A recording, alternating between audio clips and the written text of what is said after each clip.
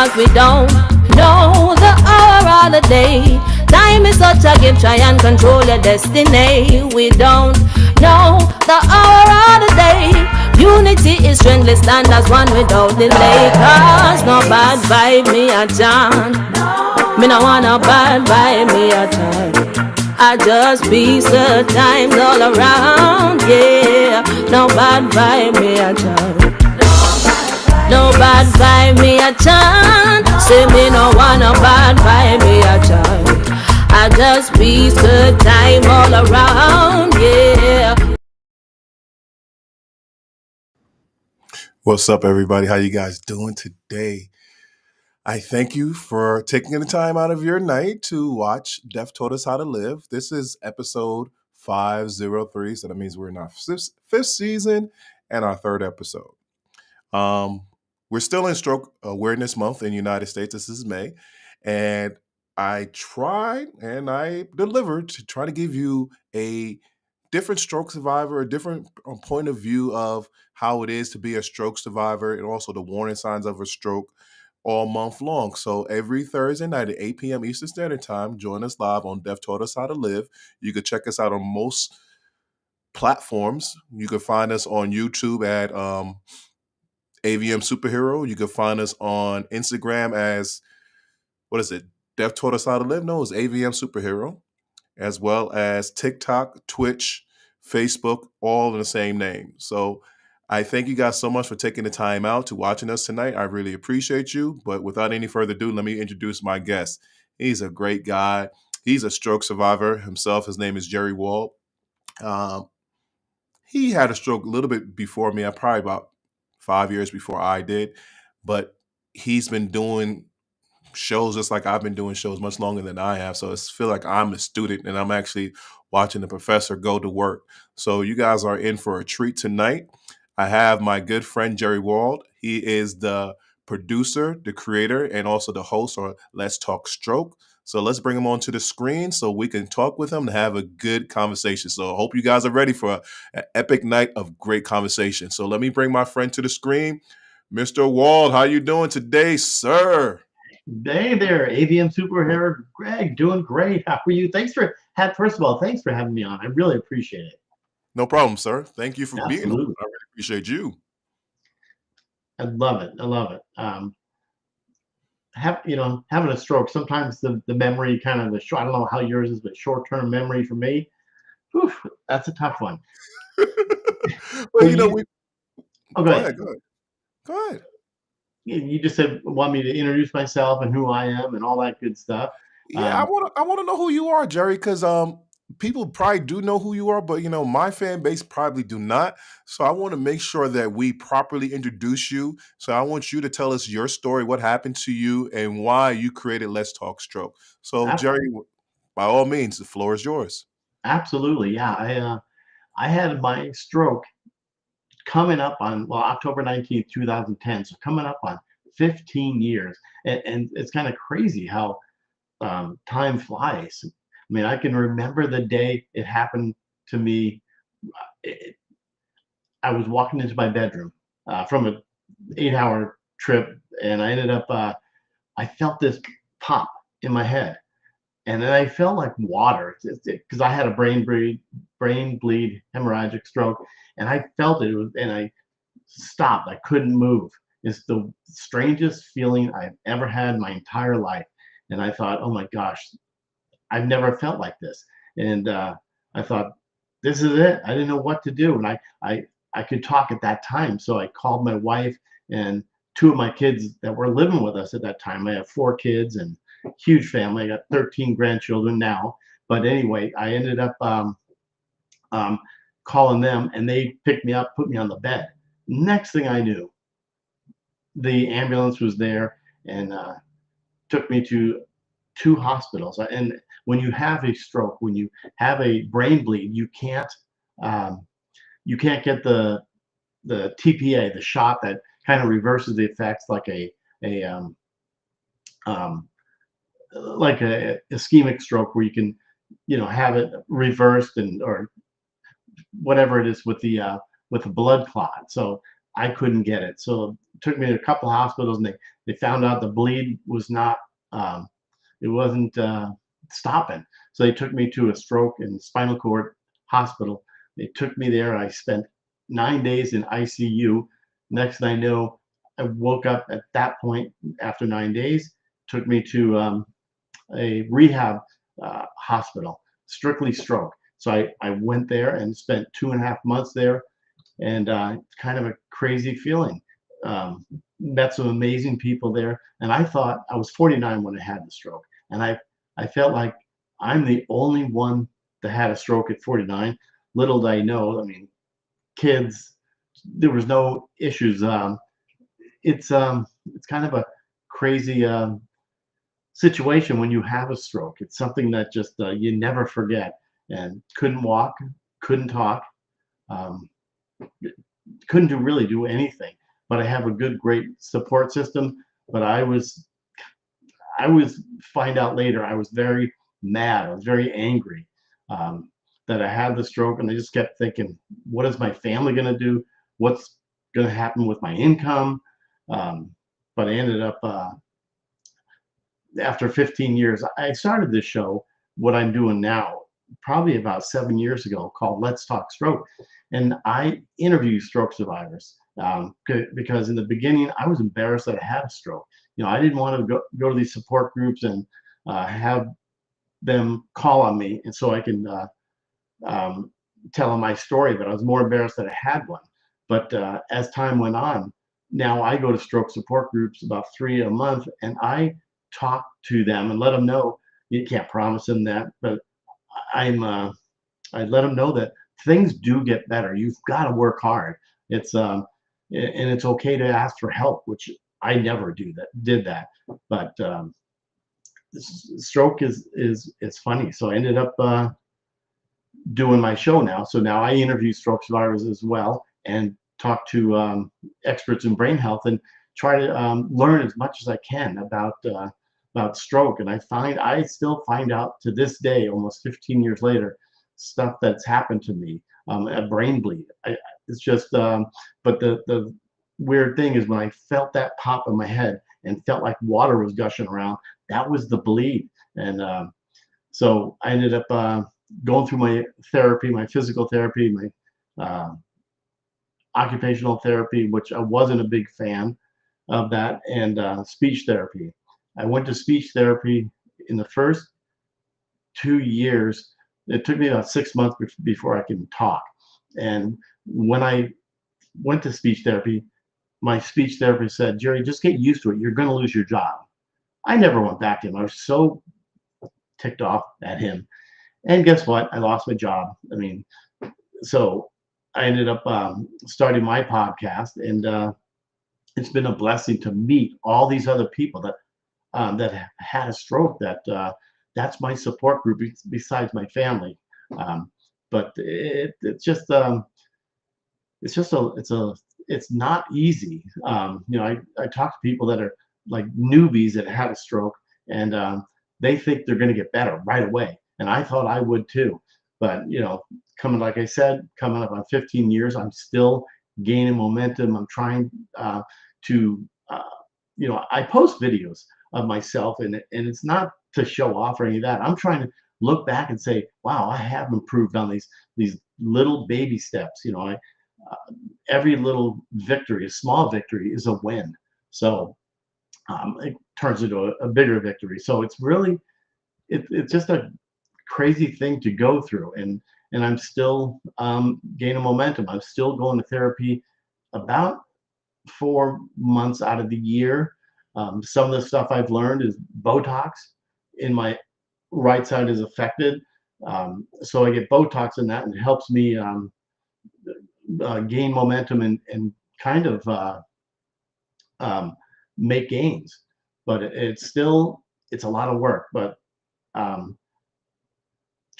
trying to think here, for the most part. Nah, you're good, brother. You're good. And you Yeah. gave us a No, mouthful. It's like it gave me a lot of things I need to actually circle back with you on. So you was talking about the clot buster medication. That's what you was talking about earlier, right? yes. Um, and I'm glad you brought a lot of things up when with your opening dialogue.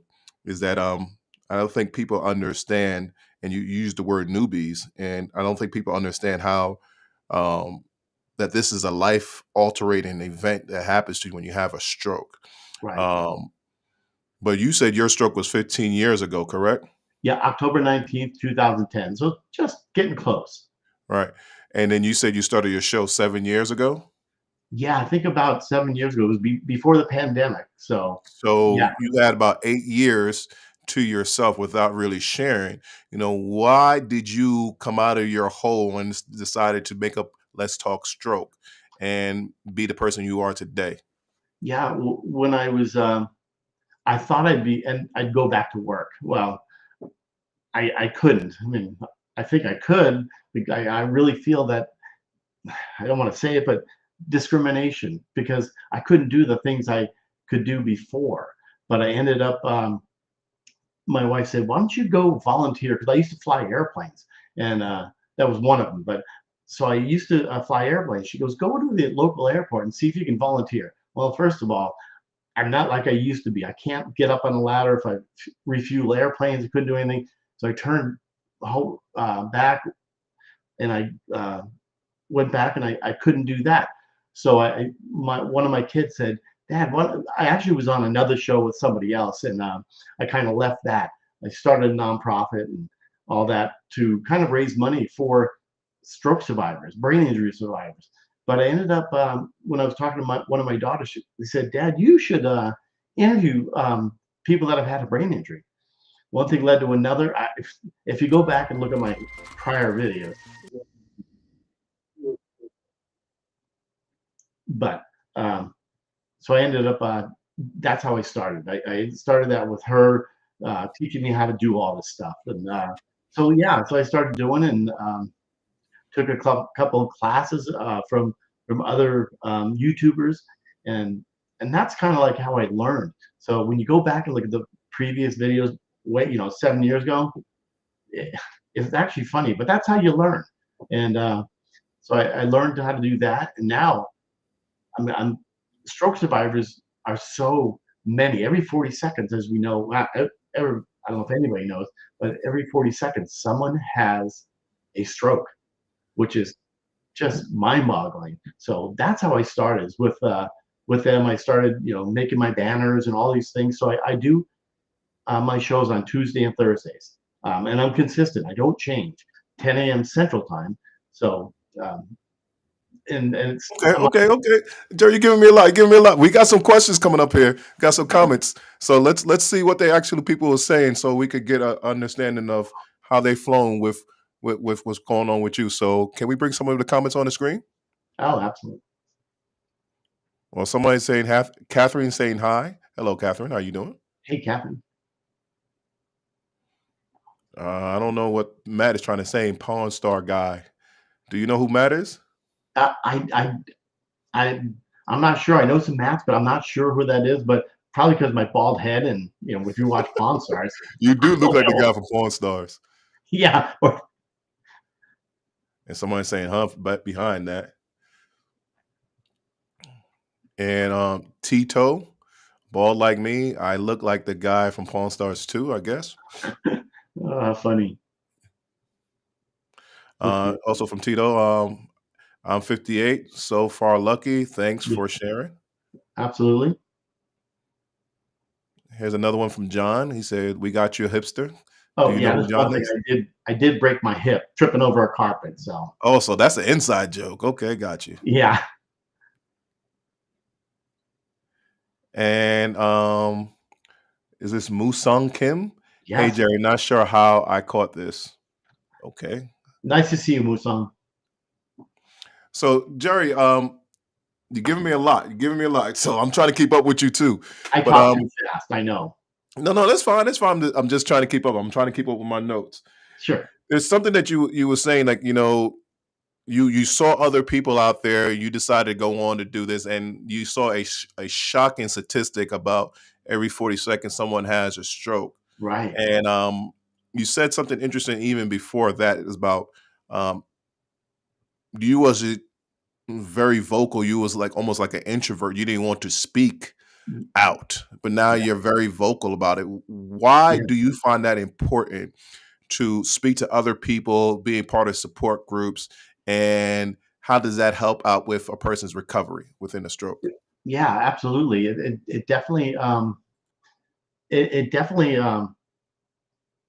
helps me out because before, like I said, I was embarrassed that I had a stroke, and I don't know why. That's just how I felt. But now it helps me, and I want to help anybody else. If I can inspire one person, then I feel like I've did my job.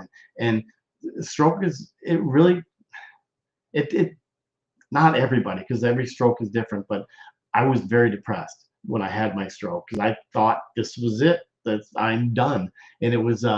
But I want to help people out, so I go to hospitals about 3 a month, some rehab facilities, and I talk to people, talk to their families, and let them know that things do get better. I mean, if you work at it, things do get better, and you've just got to be willing to put the work into it. Because I've been to a lot of therapy over the many years, and it's just a, it's just, I mean, you got to put the work in. Otherwise, you're not going to gain momentum because that's it's yeah, it's so much, it's a lot of work. Who knew that this is gonna be my life to do No, that? I get that because I felt the same exact way when this happened to me. I didn't want to talk to nobody. Then once I found out that there's people out there, then I got into it and I had Yeah, to work on it each and every day, just like you said.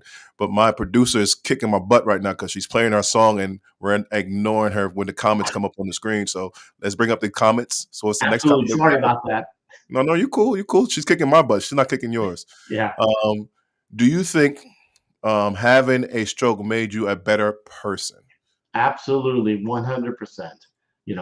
I appreciate life much more, and I always thought I did anyway. But now that I have gone through what I've gone through, yes, um, Lionheart, yes, I appreciate life better, and I'm a better person now.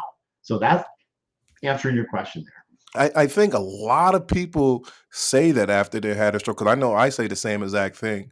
Um, Matter of fact, there's a book out there, um, and I'm part of that book by Bill. I can't remember his last name. Please forgive me, Bill. He's out in Australia. He said the best thing that happened, a stroke was the best thing that happened to me, Yeah, and he called slack on that because a lot of people in this outside of this, they're looking like, yo, how can you say that a stroke was the best thing that happened to you? I'm like, well, unless you went through it, you understand exactly what we mean. I know yeah, for me, yeah, it was the best thing that happened for me because it gave me a perspective that I'd never had before. I got to see my funeral per se. I got to see how people really thought about me. yeah, I found out who my true friends were, yeah, and I learned how to be still. And like before, I wasn't still. Like you said, you was a pilot, so you used to going up in the air and doing whatever you want to do. yeah. And now you just like you can't do that. So how do you redefine your life? And you redefine your life, and you still don't feel like you're missing things because you're fulfilling a path. Am I right with saying that, Jerry? Yeah, 100%. I was not only a pilot, but I was a banker. And I had a great job. I mean, I when I got this job moving out here to Texas about 18, 19 years ago, I couldn't have had a better, I thought, a better life because of making money and all that and things, things completely changed. But now I feel like we're helping out people. We're helping out people and let them talking to them about how their life will be better. And mine is really better because I'm helping out other people and my life is all about stroke. I mean, I always say brain injury because stroke is like a traumatic brain injury. Um, I've had so many people that have been on my show for that have we've talked about all this stuff and we've shared stories. And another thing, I get not made fun of, but I have a condition called pseudo-barbara effect. It's called PBA, and it makes you either you laugh all the time or you cry all the time. Well, I got the crying one, so I cry a lot. I mean, watching The Voice. I mean, I watch a lot of different things, but I stay busy. And that's a big thing. You got to stay busy because you don't want to be told like I was 2 years after that I plateaued. That's a bad word. I was told I plateaued. That means you're not going to get any better than this. And that's, I listened to her. Yeah, you actually you followed her this time, Jerry. I got you, bro. Bring up your next comic, producer, please. What do we have on the screen? All right, we got a compliment here from Musang Kim. Jerry, you are inspiring this whole community, the godfather of stroke community. There you go. I didn't know you had that title, sir, but hey, I agree with him. I didn't know either. Musang, thank you so much. I mean, like I said, if we can inspire, right, Greg, one person, then I feel we did our job. If we can help somebody out, hopefully more. But I mean, it's a big deal going through this. But my life, my phone is on silent all the time because people all over the world. I mean, I got them from Russia to you name it, but they want to talk to me, and it's usually in the middle of the night. So I reach back out to them after that. No, I get it because I get the same thing, and and no, you can help me with this because I get to the point that I don't have, and I know I don't have the answers for everybody, Yeah. but I deal with a lot of different emotions. People that haven't figured out, what to do. They haven't come to the acceptance that they are a stroke survivor, that this is a lifelong event. Yeah. I have dealt with people dying and I have to talk to their caregivers afterwards. Yeah. How do you deal with all those different things that you're not mentally or knowledgeable to actually educate people on? How do you deal with those type of conversations when you have people off the air that wants to conversate with you about those things? Right. And it's funny, not funny, but what you just said. I talk to people all the time, and I've had, like you have, many guests on your show, and I've had people that have passed away, and they ended up reaching out to me, their loved one, and say, "This is, my mom was on your show, and I just want to let you know she passed away." Whew, I mean, that's a tough thing to deal with, especially that they were on my show, and but I really try hard to let them know. Like I think what you said, Greg, we don't have all the answers, but we will talk and listen to them, and I think that's what they want to hear. Someone needs to listen to them, and I listen to them. That's the thing I do all the time. I listen, and that's a big thing. Biggest thing you can do is just listen, and I keep saying it, that things do get better. But when there's a loved one that passes away who was on my show, I still converse. I still talk to them, and just to let them know that I'm still here for them. Not just when your mom passed away, I'm still here for you. The caregivers need support too. So the sound came back on. yeah, We have some more comments coming in through. absolutely. It seems like people love you out here, Jerry. So you inspired me the moment I found your show. I am very grateful. Thank you. That's from Colleen. Colleen, thank you so much. I do appreciate it. I really appreciate all these comments here. It really makes a big difference for both of us. Lindora says, hey there, Jerry. Your subbies love you. You give us inspiration, Lindora. Lindora, thank you. Really, I mean, this is really inspiring to be even on your show. I mean, Greg, I watch you all the time, and it warms. Seriously, I mean, it warms my heart that you asked me to be on this show. Hey, stop doing that. It's about you, man. You're getting your flowers. It's not my flowers time. It's time for you to get your flowers. So we're gonna make you cry. You cry, sir. Don't make me try to cry too, sir. I know. It's not I my know. glory. It's yours. Yeah, But Jerry, I do have a couple more questions I want to ask you. absolutely. Um, when you I'm going back 15, 14 years ago. Like there was a day that right before this happened, you was a certain type of guy. And like you said, you was, you have a different perspective in life. what did you see life before your stroke, and then the day after your stroke when you came and say, okay, I'm a stroke survivor, I have aphasia, I have all these things happening to me. What was your mentality at that particular point, from who you was before to the day after, so we could have a better understanding how you progressed to who you are today? Right. I was a go-getter. I mean, I went 100 miles an hour. I mean, I used to speak at conferences for in the banking industry. I was a vice president of this place, and I never stopped. I was told that, at least my wife says, it's probably because of internal stress. I had no stress, but she thinks I may have had an internal stress. But one of my neuropsychologist friends who's out there on YouTube, I sent her all my records, and she said the reason I had my stroke was because of sinus disease, not a sinus problem, sinus disease.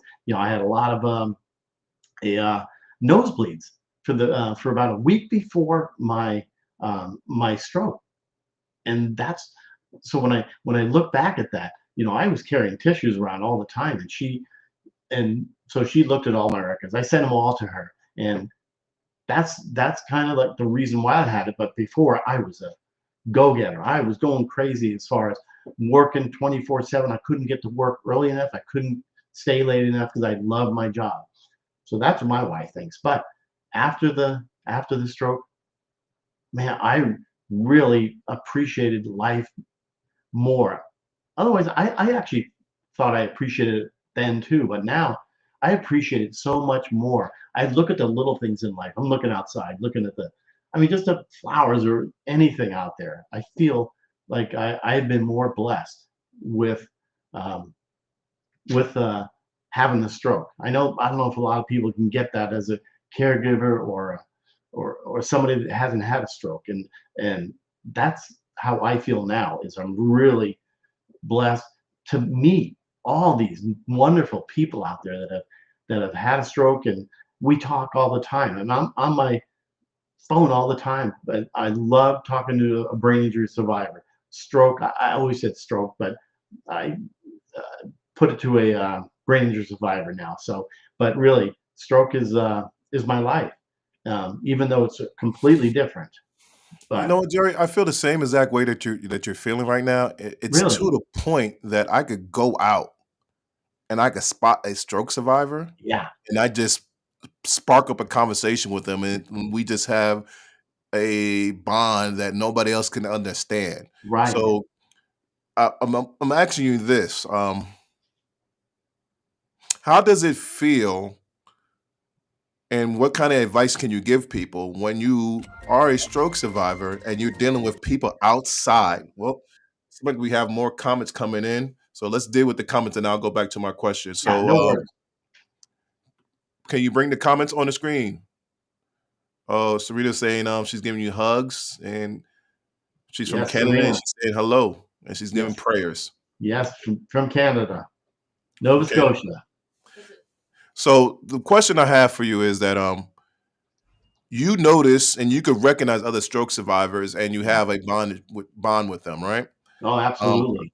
how do you deal with non-stroke survivors and they don't understand who you are? They try to make you the person that you was before, and you're trying to make them understand that you are different. You see things different. You converse with people different.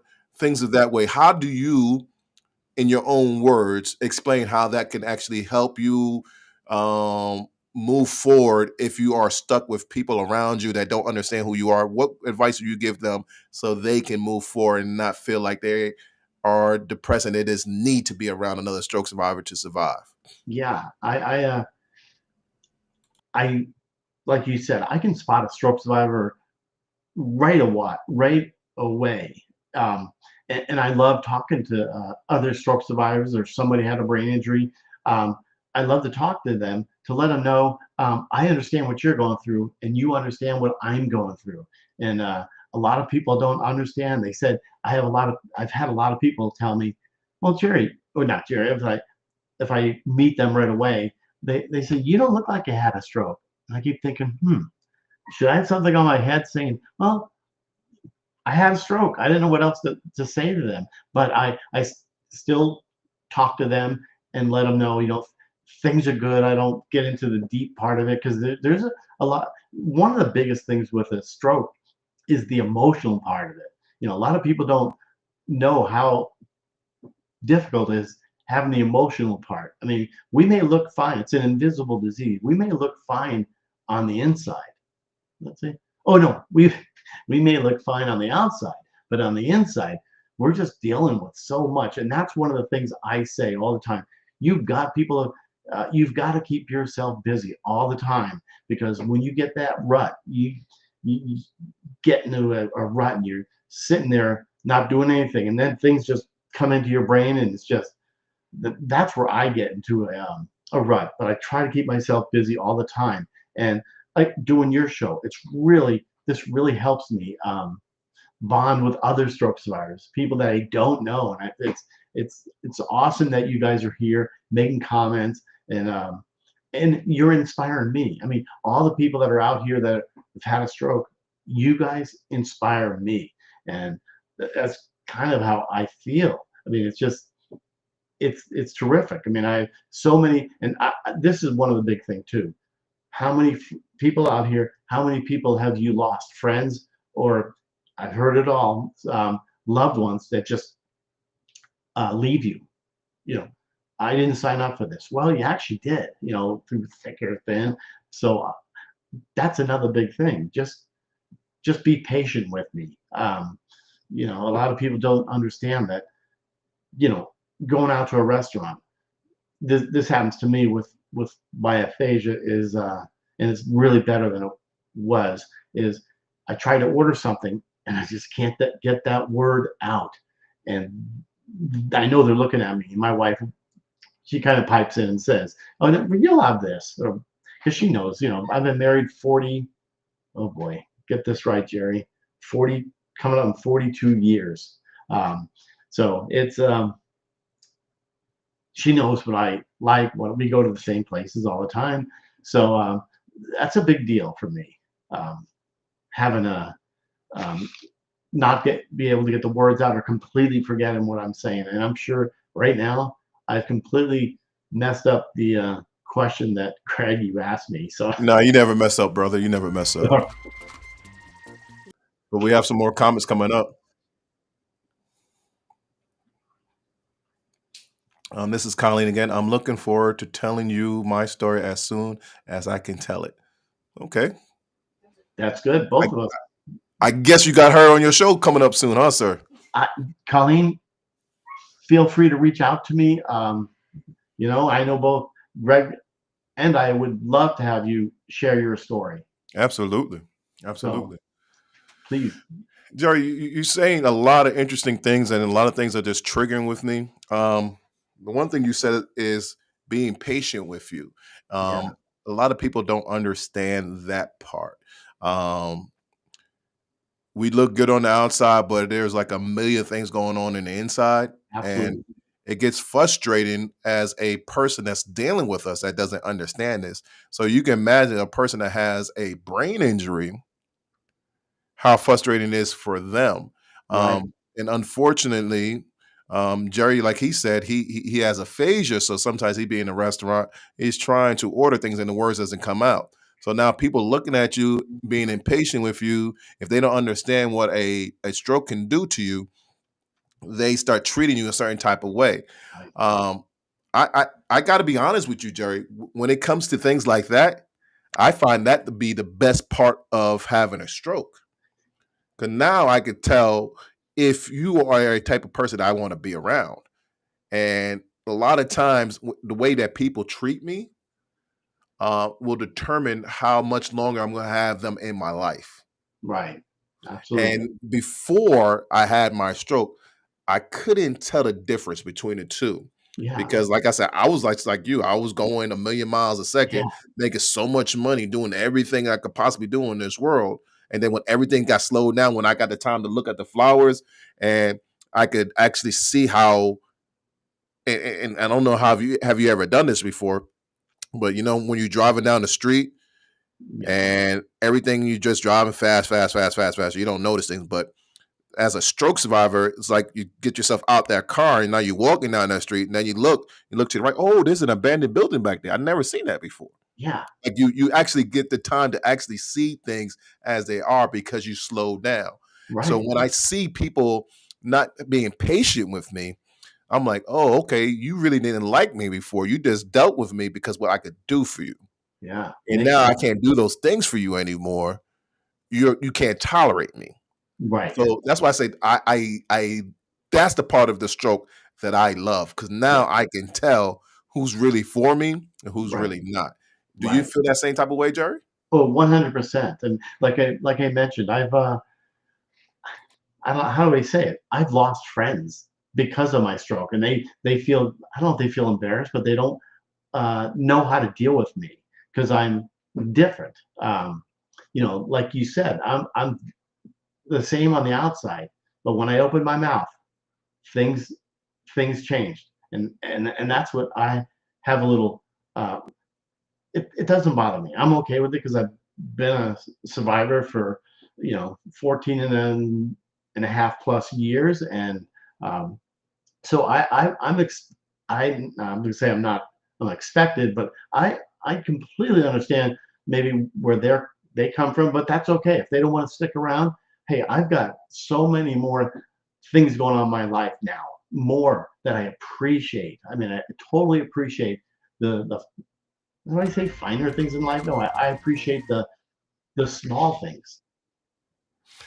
Jerry, I got some comments from Instagram. Unfortunately, this program doesn't allow Instagram to bring it into this particular screen, so I'm just going to read what the question is from Okay. Instagram. This person named Michael. Michael has a question. It says, "How have you managed fatigue over the years, and has it gotten better?" I'll let you go first because I have an answer for that as well.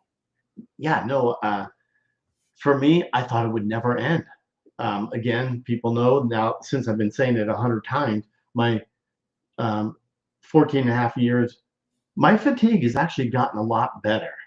Um, I still have those moments where it just hits me, lay down. It could be only a few minutes. Then I get up and I'm okay. But that's how I deal with it. In the beginning, oh no, I was sleeping all the time. I mean, it was tough. But for the last probably 4 years, I'm okay with it. I still have a little moments of it. So for me, Jerry, yeah, I was just like you in the beginning. I Yeah. wanted to sleep all the time. I didn't want to do anything but sleep. And then Right. something that's happened has got a little bit more energy. And as the years gone on, I got more and more energy. So what I do now, um, I have bad balance, but I do Yeah. walk. Yeah. I do work out, and I Yeah. and I eat healthy, and I take supplements as well. So I have I know who I am now. It's like you Yeah. know your body Yeah. and you know how far you could push yourself.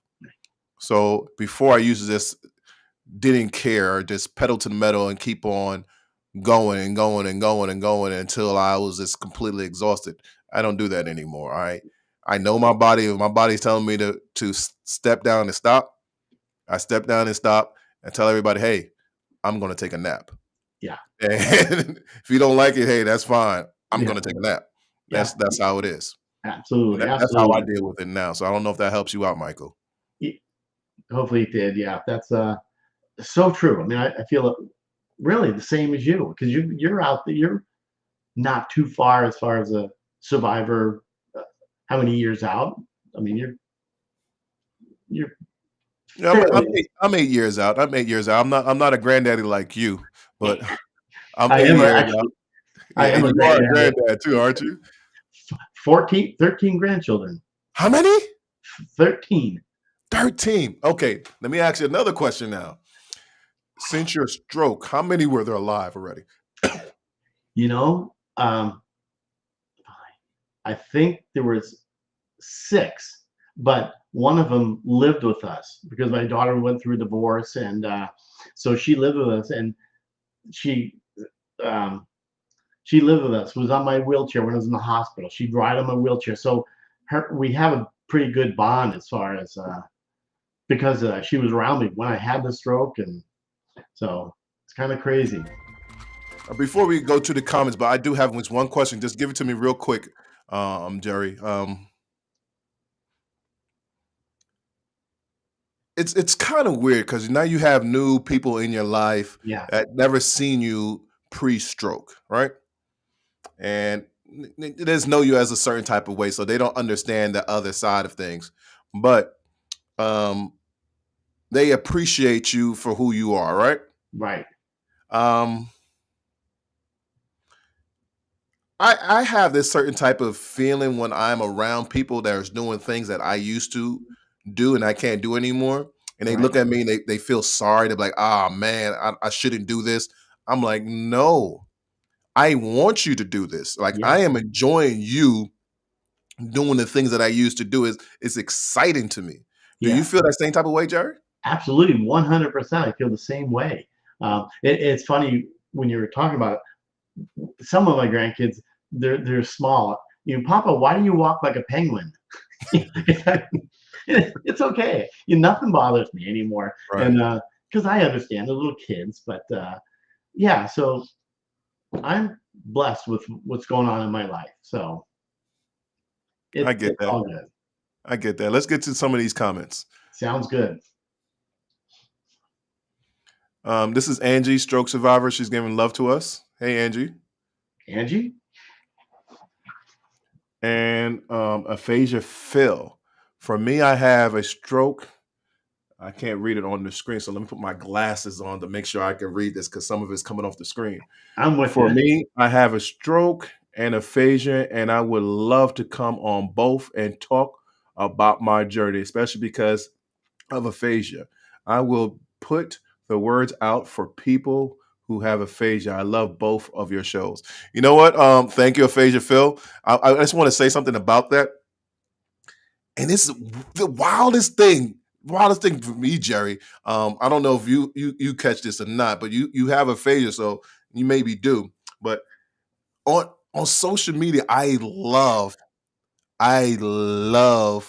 Instagram or Twitter, and I deal with aphasia people Yeah. because the way they talk and write is so eloquent. And it's like it's perfection of Yeah. the English language. So I love conversing with people that have aphasia.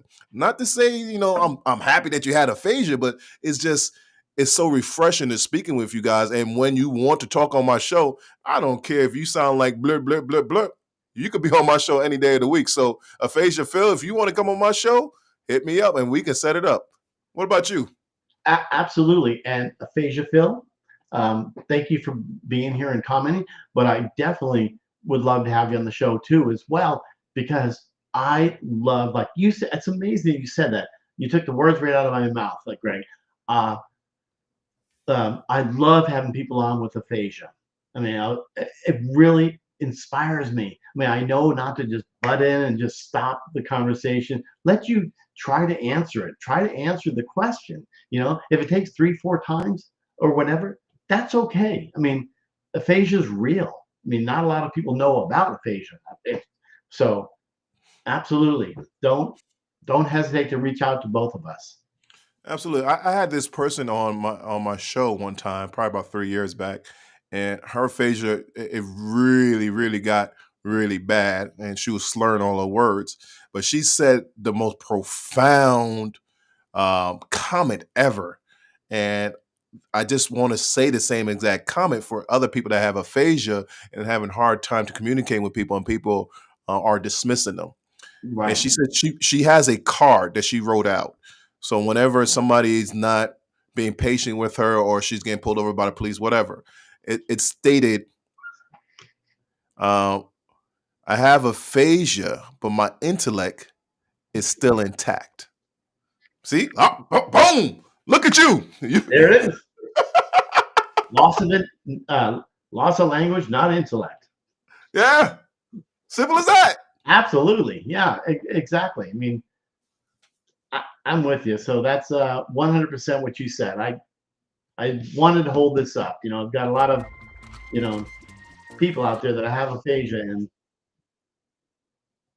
Yeah, because we did it. We did a I guess a round table a couple years back about with Aphasia Nation, Yes. this just bringing awareness to it because even in the hospitals, we found out that most of these hospitals don't even know what the word aphasia means. I you And know, exactly. I was when I got my records and I sent them to Dr. Karen Sullivan, a friend of mine, she there was a word in there. It said aphasia in my records. I had no clue what that was. No one ever exactly, told me, like you said. nobody No explained one, it to you. yeah, I That's didn't know what crazy. that meant. We got some more comments. My producer's kicking my butt right now. She said, Uh-oh. "I'm so glad that my friend stuck me through the whole thing. My Wow. support group, me all along." Hey, Aphasia Phil, you just hit the nail on the head. Absolutely. Having friends that are actually understanding and actually staying around you, those are the true people. Like, and I'm just asking you, Jerry, because I know you've been through a lot. You stuck out with your marriage. I didn't. My marriage failed, and also a lot of friends that I had, like you was talking about, disappeared. Yes. Um, I found new friends that I never thought I would actually find after my stroke, and I'm not even talking about stroke survivor. I'm just talking about people. Yeah. And one thing that I have learned is that I used to be a liar. I used to try to get over on people. I used to try to convince people that I had the right answer. Now I don't lie. I'm completely honest. I'm completely straightforward, and I'm completely a transparent person. Right. Do you feel that same exact way? If not, indifferent, whatever it is, can you expound on that?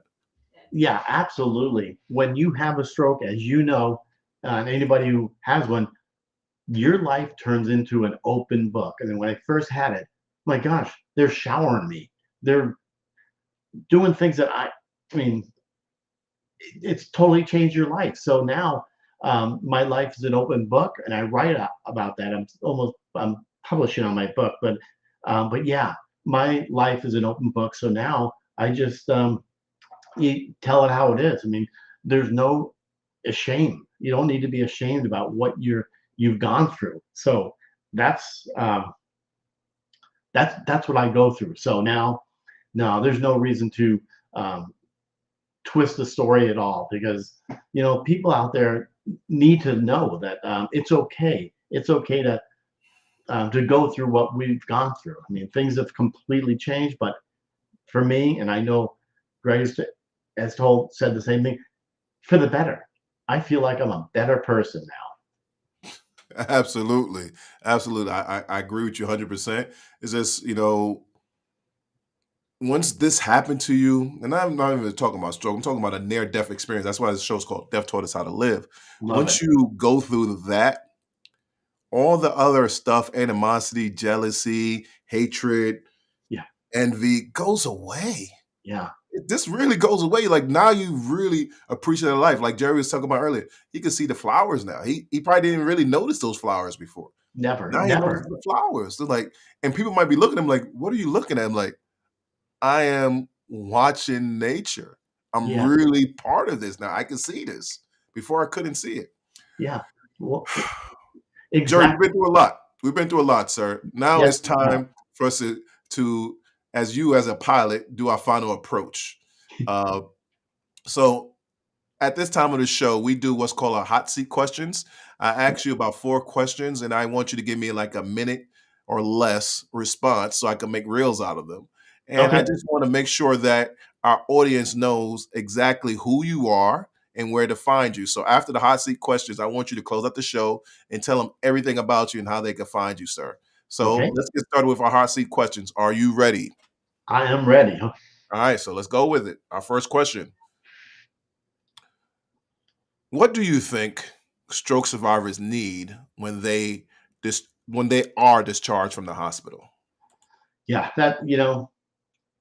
this is a great question, Greg. First of all, I know, and I know you do too, firsthand experience that we are not fully prepared with the right material for not only the stroke survivor but the caregivers. I mean, we need more information about stroke.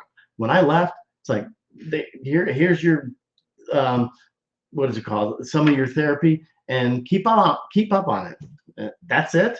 So I wasn't prepared. I didn't stick with all the therapy. So we're not prepared for when we're discharged. Hopefully, No, that makes sense because I'm agreeing with you. Like they give you a discharge papers and like, okay, now have a great life. I'm like, oh, that's it. okay, sure. What's next? Like I was so adamant that I requested a psychologist or Yes. psychiatrist. They didn't give me one. I'm No. like, I Wow. need one and my wife need ones because we both don't know what's going on right now. I'm thinking, like most people do, like you thought, I'm going to work next week. I Like thought so. that's the wildest thing because we don't know what we look like. Right. Because within ourselves, we're like, yeah, we can do this. Yeah, we can speak properly. Yeah, we could walk. Yeah, we could talk. Everybody else looking at us like, man, you're in bad shape. Like, I just got a headache. I'm okay.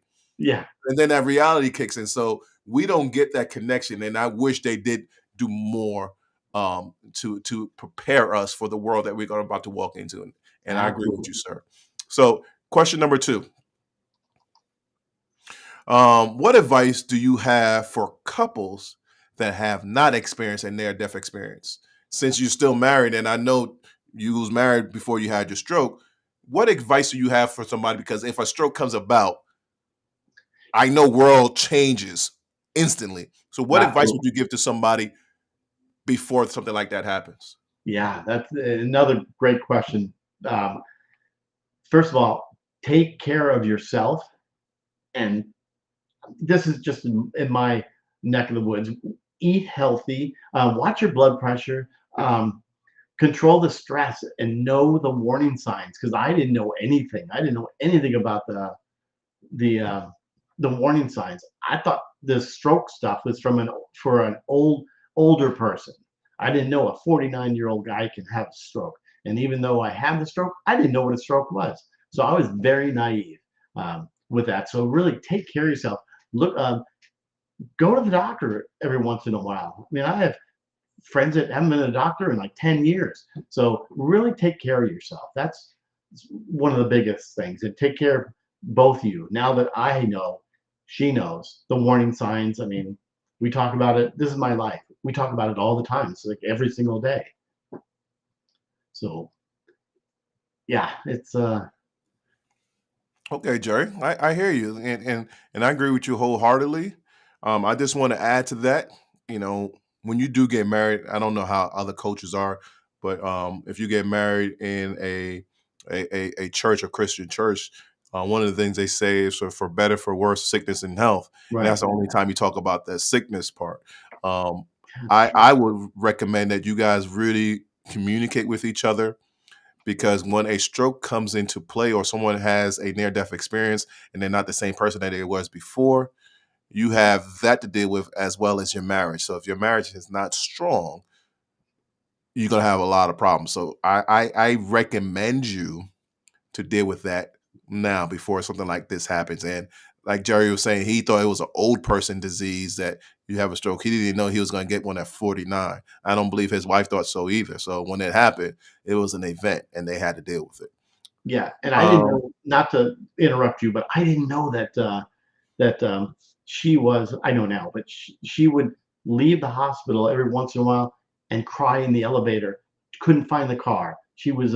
It was terrible. I didn't know any of that for months. That I just thought she was so strong, and she had to do the bills. Now, people were calling like, "You're late on your this and that," and it was just a disaster at one point. I get it. So, like you said, communicate. Question number 3. What do you want people to take away from your message? Yeah, I don't want to keep saying it, but what a great question again. Um, what I would say is li- uh, listen to your body. Appreciate the little things in life. And please know, which I never knew. is it's okay to ask for help. So that's and again, really take care of yourself.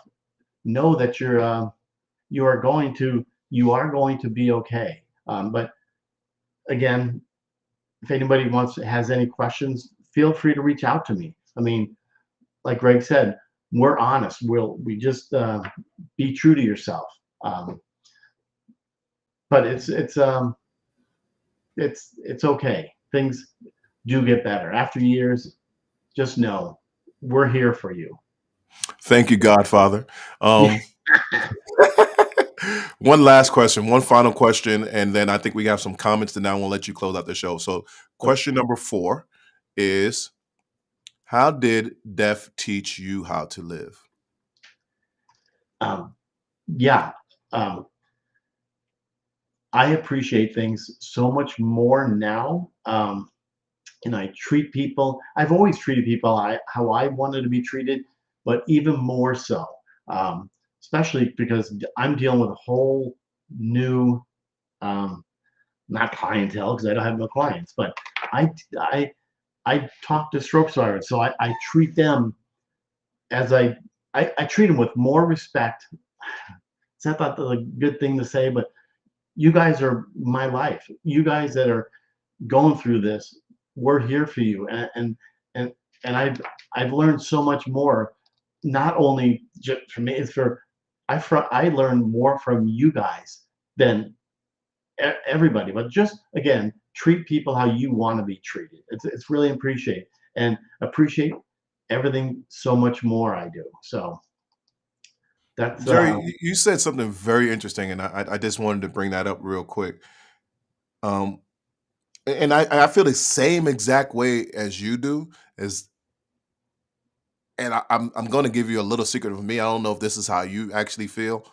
Um, I'm kind of selfish, and what I'm saying by that is, um, when I do this show, this is my therapy because yes, I like talking to other people that had near death experience, that people that had a stroke, and I like communicating with them, allowing them to get their story out, yes, and if I can help them get their story out and they feel relieved, they feel inspired to do more, I feel like I feel adequate as a man, as a yeah. person. I feel like I'm back on this earth doing a job that I didn't think I could do before. Do you feel that same exact way, Jerry? 100%. I mean, you nailed something on the head there. Well, I don't know what the saying came out wrong, but yeah, 100%. Feel 100% the same way. It's therapy for me. I've been told my therapy, my speech has gotten so much more as it's not now, but I've been doing so much Sit back better now. since You my okay, Jerry? doing the show because I'm speaking all the time. So, and I've heard people tell me that, and wow, thank you, because it's more therapy for me too. So, No, I get it. We yeah, got a couple more comments, so let's get those comments in, and then after those comments, I'm gonna let you close out the show and just let people know where they can find you, how okay, they can find your show, so on and so on. So, can we bring up the last few comments so we can have Jerry close out the show? We have Brisa here. She's printing out some prayers and also some ups and hands in the airs. Aphasia Phil is also um, AI was and AI helped me. Okay, I'm not sure if that's AI or Al. I can't tell by the font. Okay, 100%, 100%, 100%. Aphasia Phil. that's true. Barisa comes back on here again. She said, "We all gain superpowers after our stroke. Thank you for sharing, guys. No problem, my Absolutely, sister. So true. They leave us clueless. I'm totally, not sure which part that she was talking about, but I get it. yeah, And that is all we have for tonight. Well, once again, I thank each and every one of you guys for coming on to the show. I really appreciate all the comments that came on here. Um, and I have learned that we have a new godfather in the stroke community. His name is Jerry Wald, and I really appreciate this godfather coming on my show to actually being crowned and inducted into the Godfather um, forum of stroke survivors. So without any further ado, I'm going to allow Jerry to close out the show and give you all his information that he can be found at. Jerry, thank you so much, sir. And the show is yours. Thank you so much. I appreciate this. But anyway, yeah, I see. Right, my how you can reach me is if you get onto YouTube, you can find me at Let's Talk Stroke, and then please subscribe to my channel. And so you can find me there, and also you can find me on Instagram. Same thing, Let's Talk Stroke. You can find me on TikTok as well.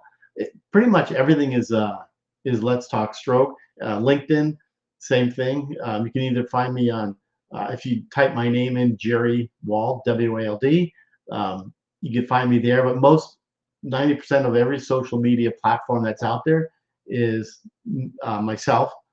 Let's Talk Stroke. So I do appreciate, as well as Greg said, same thing, is appreciate all the comments and being here to have our conversation. And thank you for all of you to